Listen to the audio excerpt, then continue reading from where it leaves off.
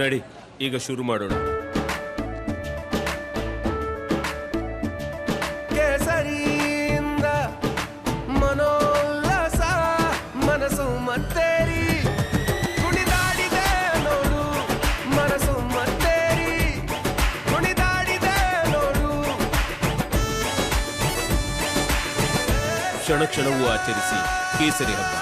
ವಿಮಲ್ ಬಾಯಲ್ಲಿ ಹೇಳಿ ಕೇಸರಿ. ಒಂದು ರಾಜ್ಯವನ್ನು ತಿಳಿಸ್ಬಿಡಿ ನೀವು. ಇದು ಹೆಂಗ್ ಎಕ್ಸಾಂಪಲ್. ಎನಿವೆ ಮತ್ತಷ್ಟು ನೀವು ಕೇಜ್ರಿವಾಲ್ ಮತ್ತೆ ಇವ್ರ ಹೆಸರು ಹೇಳಿದಲ್ಲ, ಆಕ್ಚುಲಿ ಮೋದಿ ಅಫೆನ್ಸ್ ಅನ್ನು ಡಿಫೆಂಡ್ ಮಾಡಿದವರು ಅಂದ್ರೆ ಸ್ಟಾಲಿನ್ ಮಾತ್ರ.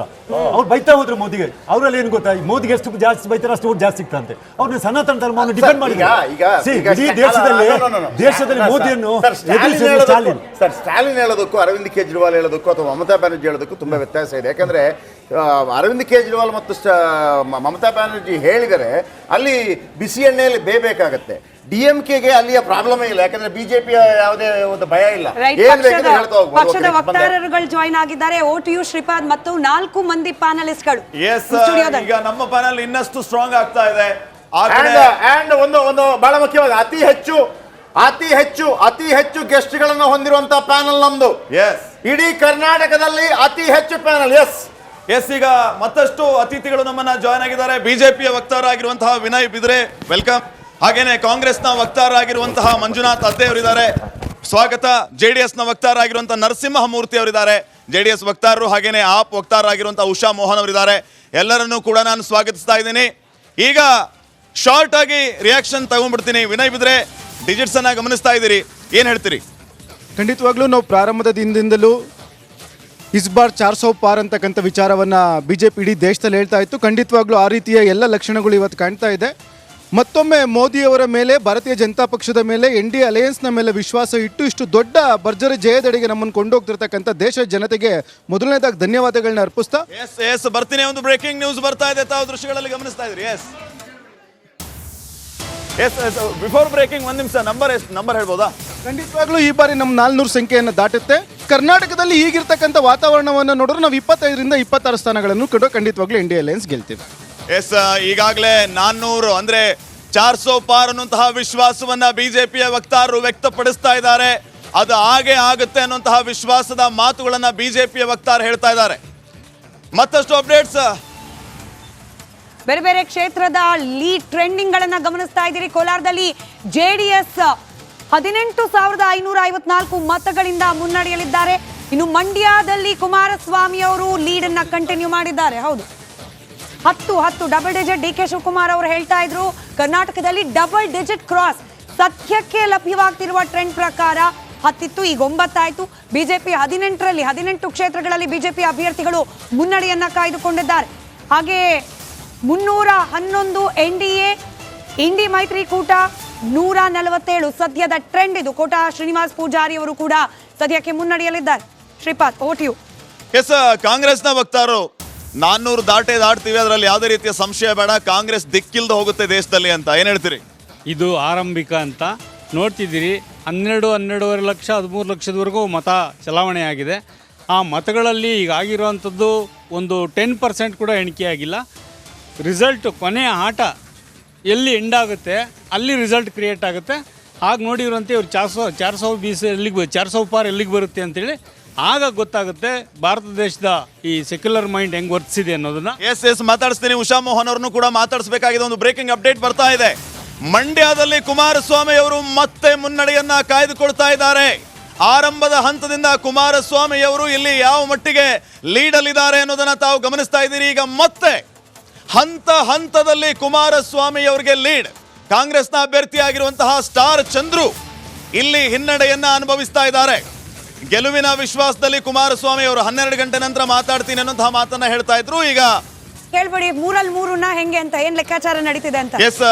ಆಪ್ನ ಗೆಸ್ಟ್ ಕೂಡ ಇದ್ದಾರೆ, ಅವ್ರನ್ನ ಕೇಳಿಸ್ಬಿಡ್ತೀನಿ. ಕುಮಾರಸ್ವಾಮಿ ಅವರು ಲೀಡ್ ಇದೆಯಲ್ಲ, ಅವರಿಂದನೇ ಪ್ರಾರಂಭ. ನರಸಿಂಹಮೂರ್ತಿ ಅವರೇ, ಕುಮಾರಸ್ವಾಮಿ ಅವರು ಲೀಡ್ ಅಲ್ಲಿ ಇದ್ದಾರೆ. ಏನ್ ಅನ್ಸುತ್ತೆ ನಿಮಗೆ? ಬಿಜೆಪಿ ಅವ್ರ ಜೊತೆ ಸೇರ್ಕೊಂಡಿದ್ದೀರಿ. ಖಂಡಿತ ನಮ್ಮ NDA ಅಲಯನ್ಸು ಉತ್ತಮ ಪ್ರದರ್ಶನ ಇದನ್ನು ನಮ್ಮ ಏನು ಎಲೆಕ್ಷನ್ ಮಾಡಿದ್ದೀವಿ. ಕಾರ್ಯಕರ್ತರಾಗಲಿ ನಾಯಕರುಗಳಾಗಲಿ ಉತ್ತಮ ಬಾಂಧವ್ಯ ಇಟ್ಕೊಂಡು ಉತ್ತಮ ಪ್ರದರ್ಶನ ಅಂತ ಹೇಳಿ ತೊಂದರೆ ಇಲ್ಲ. ಖಂಡಿತ ಉತ್ತಮ ಪ್ರದರ್ಶನ ಮಾಡಿದ್ದೀವಿ. ಹಾಗಾಗಿ ನಮಗೆ JDS ಮೂರು ಸ್ಥಾನ ಗೆಲ್ತೀವಿ. ಒಟ್ಟಾರೆ NDA ಅಲಯನ್ಸಲ್ಲಿ 25ರಿಂದ 26 ಸ್ಥಾನ ಖಂಡಿತ ಗೆಲ್ತೀವಿ ಅಂತ ಅಂದ್ಬಿಟ್ಟು. ಮೂರು ಗೆದ್ಬಿಟ್ರೆ ಮೂರನೇದು ಪ್ರಾಬ್ಲಮ್ ಆಗಲ್ವಾ ಅಂತ. ಅದು ಆಮೇಲೆ ಈಗ ಪ್ರಜ್ವಲ್ ರೇವಣ್ಣ ಗೆಲ್ಬೇಕಾ ಗೆಲ್ಬಾರ್ದು? ಅದು ಜನರ ಪ್ರಜಾಪ್ರಭುತ್ವ ಸರ್, ಜನರಿಗೆ ಬಿಟ್ಟಿದ್ದದು. ಅಲ್ಲ ಗೆದ್ದ ನಂತರ ಏನ್ ಮಾಡ್ತೀರಿ ಅದ ಹೇಳಿ ನಮಗೆ. ಗೆದ್ದ ನಂತರ ಏನ್ ಮಾಡ್ತೀರಿ ಅಂತ. ಅಲ್ಲ, ಗೆದ್ದ ನಂತರ ನಮ್ಮ ವರಿಷ್ಠರು, ನಮ್ಮ NDA ವರಿಷ್ಠರಿದ್ದಾರೆ, ಅದ್ರ ಬಗ್ಗೆ ತೀರ್ಮಾನ ಮಾಡ್ತಾರೆ. ಸೀಟ್ ಉಳಿಸ್ಕೊಳ್ತೀರಾ, ಬಿಜೆಪಿ ಬಿಟ್ಕೊಟ್ಬಿಡ್ತೀರಾ ಅಂತ ಕೇಳ್ತಿರೋದು. ರಿಸಲ್ಟ್ ನಂತರ ಆ ಥರ ಹೇಳ್ತಾ ಇಲ್ಲ ನಾನು. ಅವರನ್ನ ಈ ನೈತಿಕವಾಗಿ ಏನೋ ಒಂದು ಪ್ರಶ್ನೆಗಳಿರುತ್ತಲ್ಲ, ಏನ್ ಮಾಡ್ತೀರಿ ಅಂತ. ಕೊಡಿ ಏನು. See, once he is elected, he will be MP. Nobody can stop him for entering the Lok Sabha. But our party ಇದು ವ್ಯಕ್ತಿಯಾಗಿ ಅದು ಪ್ರಶ್ನೆ ಉಂಟು. ಅವರು JDS ಅಲ್ಲಿ ಸಸ್ಪೆಂಡ್ ಅವರು still is a JDS member, is only suspended. ನಾ ಆಪ್ನ ಗೆಸ್ಟ್ನ ಒಂದು ರಿಯಾಕ್ಷನ್ ತಗೊಂಡ್ಬಿಡ್ತೀನಿ. Shankar sir sorry for Usha Mohan ಅವ್ರನ್ನ ಕೇಳ್ಬಿಡ್ತೀನಿ ಒಂದು ನಿಮಿಷ. ನಾವು ಇಲ್ಲ ಅಂತ ಹೇಳ್ತಾ ಇಲ್ಲ. ಈಗ ಅಡ್ವಾಣಿ ಅವರು ಒಂದು ಆರೋಪ ಬಂದಾಗ ರಾಜೀನಾಮೆ ಕೊಟ್ಟಾಗ ಒಂದು ನಿಮಿಷ ರಾಜೀನಾಮೆ ತಗೊಳ್ಬೇಕಾಗುತ್ತೆ. ನೈತಿಕ ಹೊಣೆ ಹೊತ್ತು ಆಯ್ತು ಬಿಡಿ ಮೇಡಮ್. ಈಗ ನಿಮ್ಮ ನಾಯಕರು ಜೈಲಲ್ಲಿದ್ದಾರೆ, ಮತ್ತೊಂದ್ ಕಡೆ ಬಿಜೆಪಿ ಈ ರೀತಿ ದಿಗ್ವಿಜಯ ಸಾಧಿಸುವ ಹೆಜ್ಜೆಯಲ್ಲಿದೆ, ಏನ್ ಹೇಳ್ತೀರಿ? ಇಲ್ಲ, ಬಿಜೆಪಿದು ಒಂದ್ ಕಡೆ ಬಿಟ್ಬಿಡಿ. ನಾವು ನಮ್ಮ ಆಮ್ ಆದ್ಮಿ ಪಕ್ಷ ಈಗ ಆಲ್ರೆಡಿ 4 ಸೀಟ್ಗಳಲ್ಲಿ ಮುನ್ನಡೆ ತೋರಿಸ್ತಿದ್ವಿ. ಒಂದು ಸೌತ್ ಡೆಲ್ಲಿ, ಬಟಿಂಡಾ ಎಲ್ಲ ಕಡೆ ತೋರಿಸ್ತಾ ಇದೀವಿ. ಸೊ ನಮಗೆ ಈ ಬಾರಿಯ ಚುನಾವಣೆ ಒಂದು ಸರ್ವಾಧಿಕಾರಿ ಧೋರಣೆಯನ್ನ ನಾವು ಖಂಡಿಸಿ ಚುನಾವಣೆಗೆ ಒಂದು INDA ಒಕ್ಕೂಟವನ್ನ ಎಷ್ಟು ಗೆಲ್ತೀರಿ ಇಂಡಿ ಒಕ್ಕೂಟದವರು? ಈಗ ಆಲ್ರೆಡಿ ನಮ್ಮ ನಾಯಕರೆಲ್ಲರೂ ಟ್ವೀಟ್ ಮಾಡಿದ್ದಾರೆ 295 ಖಂಡಿತ ನಾವು ಮುಟ್ತೀವಿ ಅಂತ ಹೇಳಿ. ಈ ನಂಬರ್ಸ್ ನೋಡಿದ್ರೆ ಅದು ಅನ್ಸುತ್ತಾ? ಈ ನಂಬರ್ಸ್ ನೋಡಿದ್ರೆ this is a very preliminary. ಇನ್ನೂ ಸಹ ಈಗ 1 ಅವರ್ ಆಗಿದೆ. ಸೊ ಪೋಸ್ಟಲ್ ವೋಟ್ಸ್ ಕೌಂಟ್ ಆದ್ಮೇಲೆ ನಿಮ್ಗೆಲ್ಲಾನು ಸಹ ಬರುತ್ತೆ ನೋಡಿ. ಲೀಡ್ ಅಲ್ಲೇ 3 ಹೋಗಿದ್ದಾರೆ ಅಂತ ಹೇಳಿದ್ರೆ 150 ಕ್ರಾಸ್ ಆಗಿದೆ ಲೀಡ್ ಅಲ್ಲೇ. ಸೊ ಹಾಗಾಗಿ ನಾವು ಸಹ ಹೋಪ್ಸ್ ಅಲ್ಲಿ ಇದ್ವಿ. ಖಂಡಿತ ಪ್ರಜಾಪ್ರಭುತ್ವದಲ್ಲಿ ಜನರು ನಮ್ಮ ಕೈಯನ್ನ ಹಿಡದೆ. ಇದು ವಿಶ್ವಾಸವಾ ಅತಿಯಾದ ವಿಶ್ವಾಸವಾ? ಇಟ್ ಇಸ್ ನಾಟ್ ವಿಶ್ವಾಸ, ಅತಿ ವಿಶ್ವಾಸ. ಆ ಜನರ ಮೇಲೆ ನಮ್ಮ ನಂಬಿಕೆ. ಬಿಜೆಪಿಯ ಒಂದು ಕುತಂತ್ರಗಳಿಗೆ ಈ ಬಾರಿ ಜನರು ಮರೆ ಹೋಗೋದಿಲ್ಲ ಅನ್ನೋ ನಂಬಿಕೆ ನಮ್ದು. ಕುತಂತ್ರಗಳು ಅಂತ ನೀವು ಹೇಳ್ತಾ ಇದೀರಿ, ಆದ್ರೆ ಡಿಜಿಟ್ಸ್ ನೋಡಿದ್ರೆ ಡಿಜಿಟ್ಸ್ ಇರ್ಲಿ, ಅವ್ರು ಈ ಬಾರಿ ಯಾವ ರೀತಿ ಚುನಾವಣೆಯನ್ನ ಗೆಲ್ಲುವ. ಬರ್ತೀನಿ. ವಿನಯ್ ಬಿದ್ರೆ ಅವರೇ ಕುತಂತ್ರ ಅಂತ ಹೇಳ್ತಿದ್ದಾರೆ, ಆದ್ರೂ ಕೂಡ 3 ಡಿಜಿಟ್ಸ್ ಈಗ ನೀವು ನೋಡ್ತಾ ಇರೋದು, ಏನ್ ಹೇಳ್ತೀರಿ? ಅಲ್ಲ, ಖಂಡಿತವಾಗ್ಲೂ ಅವ್ರು ಹೇಳ್ತಕ್ಕಂಥ ಪ್ರೀಚ್ ಅಂಡ್ ಪ್ರಾಕ್ಟೀಸಿಗೆ ಯಾವುದೇ ಸಂಬಂಧ ಆಪ್ನಲ್ಲಿ ಇಲ್ಲ ಅನ್ನೋದು ಗೊತ್ತಾಗಿದೆ. ನೈತಿಕತೆ ಬಗ್ಗೆ ಮಾತಾಡ್ತಾರೆ. ಒಬ್ಬ ಮುಖ್ಯಮಂತ್ರಿ ಜೈಲಲ್ಲಿ ಇದ್ಕೊಂಡಿರ್ತಕ್ಕಂಥ ಪಾರ್ಟಿ ಅವರು ಮಾತನಾಡ್ತಕ್ಕಂಥ ನೈತಿಕತೆ ಬಗ್ಗೆ ಅವ್ರು ಯೋಚನೆ ಮಾಡಬೇಕು. ಯಾವುದೇ ಕಾರಣಕ್ಕೂ ಇಂಡಿ ಅಲಯನ್ಸ್ ಈ ಬಾರಿ ಅಧಿಕಾರಕ್ಕೆ ಬರ್ಲಿಕ್ಕೆ ಸಾಧ್ಯ ಇಲ್ಲ. BJPಯೇ ಇಂಡಿವಿಜುವಲ್ ಆಗಿ ನಮಗೆ ಯಾವ ನಂಬರ್ ಬೇಕೋ ಆ ನಂಬರನ್ನು ನಾವು ಪಡಿತೀವಿ. ಆದರೂ ಕೂಡ ನಾವು ಒಂದು ಮೈತ್ರಿ ಧರ್ಮ ಏನಿದೆ ಅದನ್ನು ಪಾಲಿಸ್ತಕ್ಕಂಥ ನಿಟ್ಟಿನಲ್ಲಿ NDA ಅಲಯನ್ಸ್ ಇರ್ತಕ್ಕಂಥ ಎಲ್ಲ ನೇರವಾಗಿ ಅವರು ಹೇಳ್ತಾ ಇರೋದು ಜೈಲಲ್ಲಿರೋರಿಗೆ ನೈತಿಕತೆ ಇಲ್ಲ, ನೀವ್ ಯಾಕೆ ನೈತಿಕತೆ ಬಗ್ಗೆ ಮಾತಾಡ್ತೀರಿ ಅಂತ. ಅಲ್ಲ, ಅವರು ಒಂದು ರೇಪಿಸ್ಟ್ಗಳಿಗೆ, ಒಂದು ಮಹಿಳೆಯರ ವಿರೋಧಿಗಳಿಗೆ ಅಂತವರಿಗೆ ಟಿಕೆಟ್ ಕೊಡ್ತಾರಲ್ಲ, ಅವ್ರಿಗೆ ಯಾವ ನೈತಿಕತೆ ಇದೆ? ಮಹಿಳೆಯರ ಪರವಾಗಿ ನಿಂತಿದ್ದಾರೆ ಅವರು.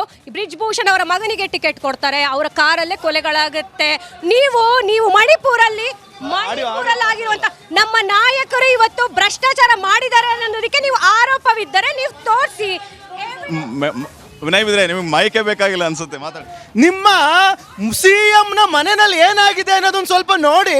ನಿಮ್ಮ ರಾಜ್ಯಸಭಾ ಕೇಜ್ರಿವಾಲ್ ಹೇಳ್ತಾ ಇದ್ರು ಎಲ್ಲಿ ಮಹಿಳೆಯರಿಗೆ ಸಮಸ್ಯೆ ಆಗುತ್ತೆ ಸ್ವಾತಿ ಮಾಲಿವಾಲಿಗೆ ಫೋನ್ ಮಾಡಿ ಅಂತ. ಸ್ವಾತಿ ಮಾಲಿವಾಲಿಗೆ ಫೋನ್ ಮಾಡಿದರೆ ಫೋನ್ ತಗೊಳಕ್ ನಿಮ್ ಕೇಜ್ರಿವಾಲ್ ಇಲ್ಲ, ಜೈಲಲ್ಲಿದ್ದಾರೆ. ನಾಚಿಕೆ ಇಲ್ದಲೇ ಇರೋ ಒಂದು ಪಕ್ಷ ಅಂದ್ರೆ ಅದು ಆಮ್ ಆದ್ಮಿ ಪಕ್ಷ. ನೈತಿಕತೆ ಇಲ್ದಲೇ ಇರೋ ಪಕ್ಷ ಅಂದ್ರೆ ಆಮ್ ಆದ್ಮಿ ಪಕ್ಷ. ನೀವು ಇನ್ನೂ ಪ್ಯಾನಲ್ ಬರ್ತಿರಲ್ಲ, ನಿಮ್ ಧೈರ್ಯ ಮೆಚ್ಚಬೇಕಷ್ಟೇ. ಎಸ್, ಕಾಂಗ್ರೆಸ್ ಒಂದು ನಿಮಿಷ ಹೇಳಿ ಸರ್.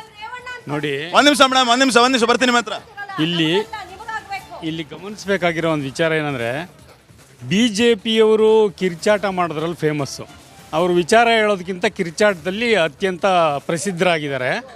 ಇಲ್ಲಿ ಕೇಳಿ, ಬ್ರಿಜ್ ಭೂಷಣ್ ಸಿಂಗು ಏನು ಮಾಡಿದ್ರು ಅಂತ 3 ತಿಂಗಳು ಪ್ರತಿಭಟನೆ ಮಾಡಿದ್ರು. ಯಾರು? ಕುಸ್ತಿಪಟುಗಳು, ಹೆಣ್ಮಕ್ಳು. ಹಾಗೆಯೇ ನೀವು ಗುಜರಾತಲ್ಲಿ ನಡೆದಂಥ ಕೊಲೆಗಳು, ಉತ್ತರ ಪ್ರದೇಶದಲ್ಲಿ ಹತ್ರಾಸಲ್ಲಿ ನಡೆದಂಥ ಕೊಲೆಗಳು, ಜಾತಿಯನ್ನು ದಾಳವಾಗಿ ಬಳಸ್ಕೊಂಡು ಇವರು ಧರ್ಮದ ಹೆಸರನ್ನು ಹೇಳ್ಕೊಂಡು ಹುಸಿ ರಾಷ್ಟ್ರಭಕ್ತಿಯನ್ನು ಪ್ರದರ್ಶನ ಮಾಡ್ಕೊಂಡು ಇವರು ಮಾಡ್ತಿರೋ ಅಂಥ ಈ ಕೆಲಸಕ್ಕೆ ಒಂದು ಭಾವನಾತ್ಮಕವಾದಂತಹ ಕನ್ಸೆಂಟನ್ನು ಪಡೆಯೋಕ್ಕೆ ಪ್ರಯತ್ನಿಸ್ತಾರೆ.